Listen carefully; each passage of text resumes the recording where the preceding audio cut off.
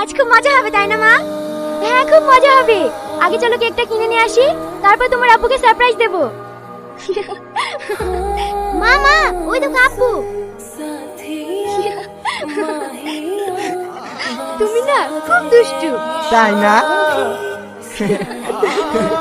আপু আপু, ওই যে তোমার আপু না, তোমার আপুর মতো দেখতে। চলো তুমি এসো। Happy birthday. এত কিছু আয়োজন করার কি দরকার ছিল? তোমার বার্থডে আর আমি ঘর সাজাবো না। তুমি বসো তো, আমি মাইকে ডেকে আসি। তোমার জন্য অপেক্ষা করতে করতে ঘুমিয়ে পড়েছে।